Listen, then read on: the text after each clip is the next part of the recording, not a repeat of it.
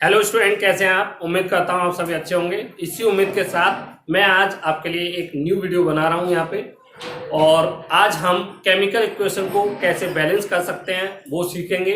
इसका आप hit and trial method आप पहले ही सीख चुके होंगे, कई बार देखा होगा, स्कूलों में भी कराया जाता है। आज मैं एक डिफरेंट मेथड बताने वाला हूँ जो आपको एक ही सिंगल ट्रायल में आपका कंप्लीट कैसी भी केमिकल इक्वेशन हो बैलेंस करके देगा। आज हम उस मेथड को पढ़ेंगे जिसका नाम है ABCD method to balance chemical equation. Okay student, तो चलिए स्टार्ट करते हैं टाइम वेस्ट ना करते हुए। ये हमारी पहली केमिकल इक्वेशन है HNO3 कैल्शियम हाइड्रोक्साइड और ये ठीक है। अब यहाँ पे बैलेंस करना है, तो बैलेंस करने के लिए स्टूडेंट सबसे पहले इस मेथड में हम जो भी हमारे रिएक्टेंट और प्रोडक्ट हैं उनके आगे हम ABC सीरियल वाइज लिखते हैं, A, B, C and D। Okay student, सबसे पहले हम क्या लिखेंगे, ABCD जितने भी कंपाउंड्स हैं उनके आगे ABCDE इस तरीके से हम लिखेंगे। ओके, इसीलिए हम इसको ABCD मेथड बोल रहे हैं। अब हम इस इक्वेशन में देखेंगे ये इक्वेशन कितने एलिमेंट से मिलकर बनी है और उन एलिमेंट को हम अलग अलग सेपरेट लिखेंगे। ओके, तो और ये दोनों साइड में देखना है हमें, ये नहीं कि रिएक्टेंट साइड या प्रोडक्ट साइड में, लेफ्ट हैंड और राइट हैंड दोनों साइड में कितने एलिमेंट हमारे कंप्लीट इक्वेशन में यूज हुए हैं ये हमें ध्यान देना है। तो स्टूडेंट आपको यहाँ पे दिखाई दे रहा होगा एक हाइड्रोजन आपका यूज हुआ है यहाँ पे। ओके, एक हाइड्रोजन एलिमेंट यूज हुआ है। दूसरा आप देख रहे हैं नाइट्रोजन यूज हुआ है। तीसरा हमारा ऑक्सीजन यूज हुआ है और चौथा आप कह सकते हैं यहाँ पे कैल्शियम यूज हुआ है। ये चार है। अब इन चारों की हम मैथमेटिकल इक्वेशन बनाएंगे जैसे हम मैथ में करते थे। ओके स्टूडेंट, अब यहाँ पे आप देख रहे हैं हाइड्रोजन का एक एलिमेंट है, हाइड्रोजन का इस कंपाउंड में एक एलिमेंट है। एक एलिमेंट का उस वन का ए से मल्टीप्लाई करेंगे तो क्या आएगा स्टूडेंट, ए, 1 into ए। ओके, अब यहां पे हाइड्रोजन का है तो यहां पे प्लस लेंगे और यहां पे हाइड्रोजन के कितने एलिमेंट हैं, दो का बी से मल्टीप्लाई होगा, लिखेंगे 2b। जैसे ही हम एरो साइन पे आएंगे, एरो को हम इक्वल साइन बना देंगे, इक्वल का साइन लगाएंगे और फिर राइट हैंड साइड में देखेंगे हाइड्रोजन के कितने एलिमेंट हैं। इस वाले में है नहीं, यहाँ पे हाइड्रोजन के 2 एलिमेंट हैं, 2 का d से मल्टीप्लाई होगा और बन जाएगा 2d। ये हमारी हाइड्रोजन के लिए एक इक्वेशन बन गई। ओके स्टूडेंट, अब हम नाइट्रोजन के लिए देखेंगे। सेम काम हमें नाइट्रोजन के लिए करना है। नाइट्रोजन का आप देख रहे हैं इस कंपाउंड में एक एलिमेंट है, एक का n का एक है, उस 1 का a से मल्टीप्लाई करेंगे तो a बनेगा।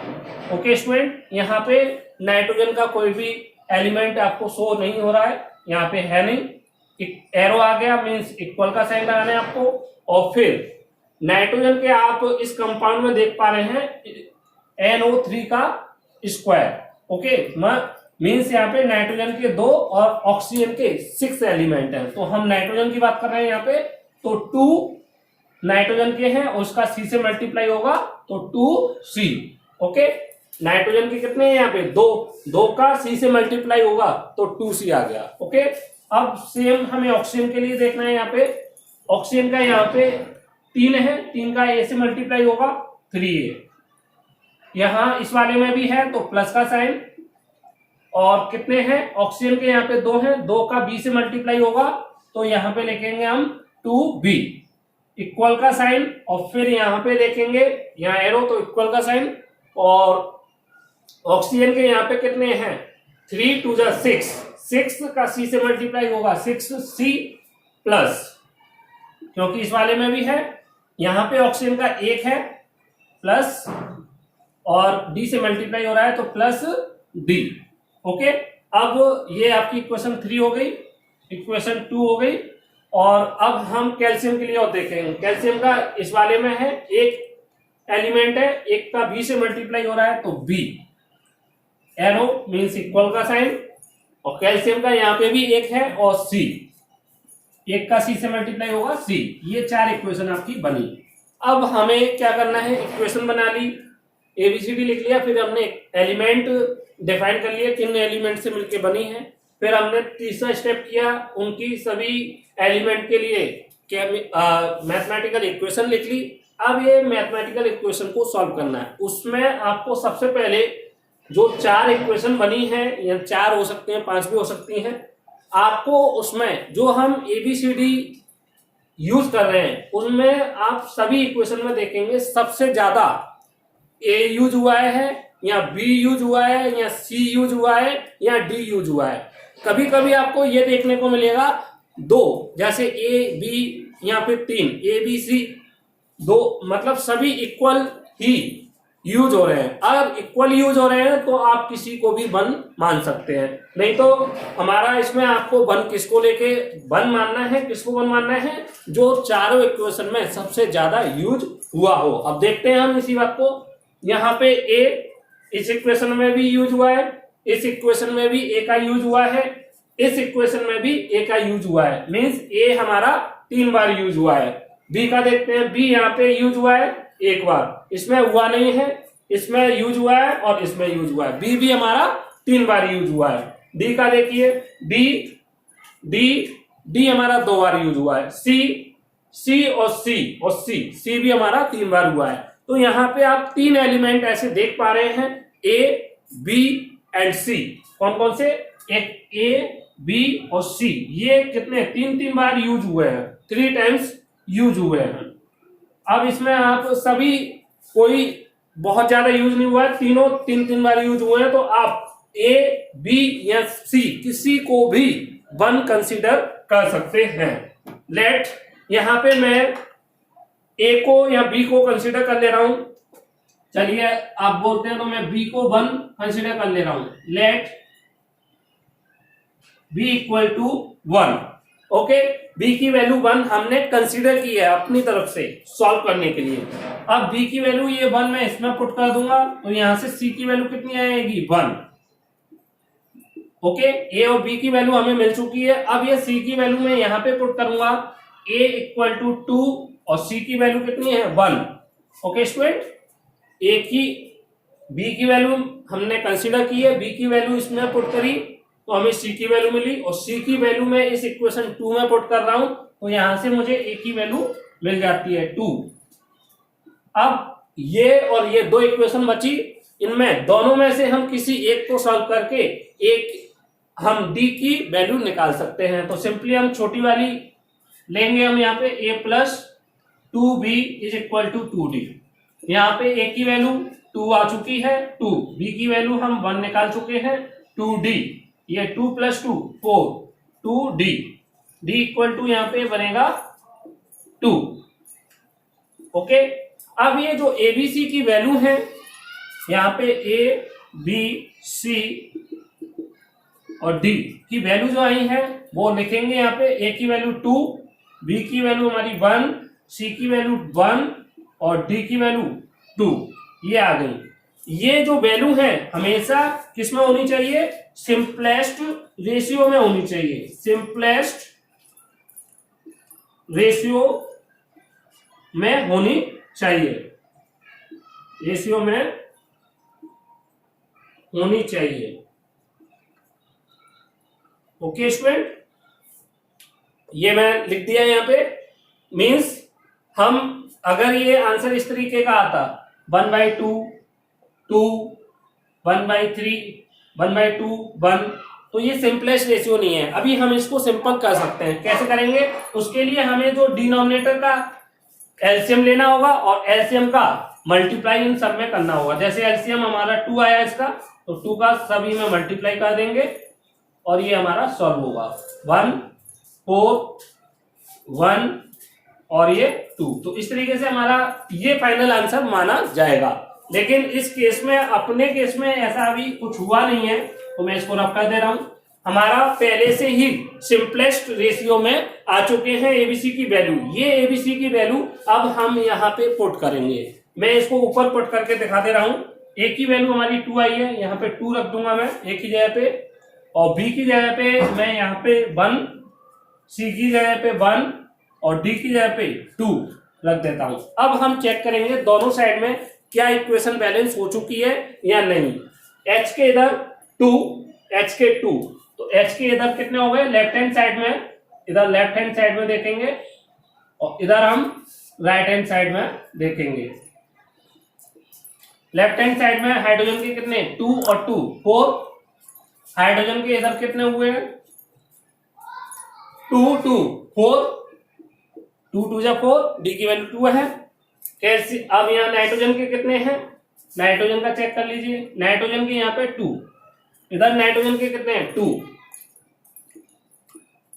ऑक्सीजन के यहाँ पे कितने हैं 3, 2 जा 6 और 2 8, ऑक्सीजन के इधर कितने हैं 3, 2 जा 6 और 2 8, और अब बचा हमारा कैल्शियम, कैल्शियम का इधर 1 है और कैल्शियम का इधर भी 1 है। आप देख रहे हैं लेफ्ट हैंड साइड में और राइट हैंड साइड दोनों साइड में हमारा क्या हो गया है इक्वेशन बैलेंस हो चुकी है। एलिमेंट जितने इधर यूज हुए हैं उतने ही एलिमेंट हमने राइट हैंड साइड में यूज किए हैं। तो इस तरीके से हम केमिकल इक्वेशन को बैलेंस कर सकते हैं। मैं यहाँ पे एक एग्जांपल और करके आपको दिखा देता हूँ। अब हम नेक्स्ट क्वेश्चन को फिर से सॉल्व करने जा रहे हैं।